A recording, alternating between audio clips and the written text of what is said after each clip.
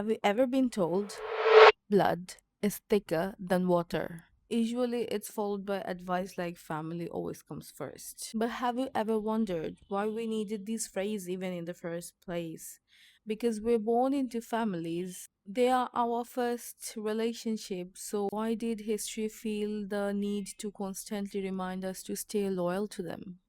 Hi, this is Afsana. Welcome to yet another episode of Unlearning with me, where I question assumptions inherited because your girl loves to overthink and refuses to take anything on face value. So, as usual, let's dig deep into the history of this phrase. Its earliest recorded roots in history is traced back to 12th century in Germany, with similar ideas appearing across Arabic and Chinese traditions, emphasizing over loyalty to familial bond.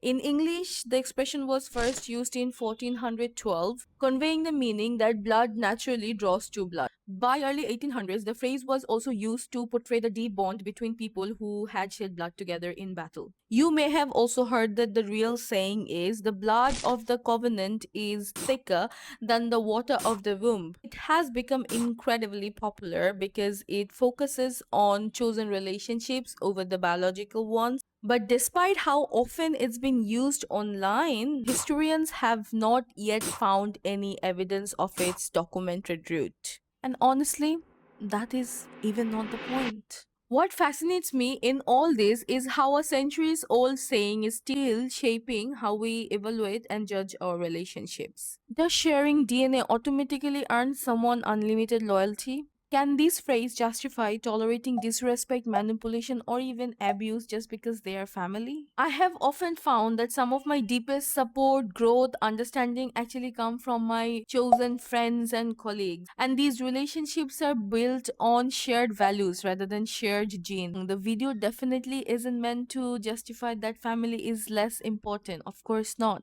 It is to simply remind us that love, trust, respect aren't guaranteed by biology. Let me read you a line from Aldous Huxley, who took a different perspective on the similar phrase, which goes like, blood, as all men know, than water is thicker, but water's wider, thank the Lord, than blood. And that line stayed with me. If blood represents family, aren't our blood cells also dependent on water to survive? Biology definitely gives us family.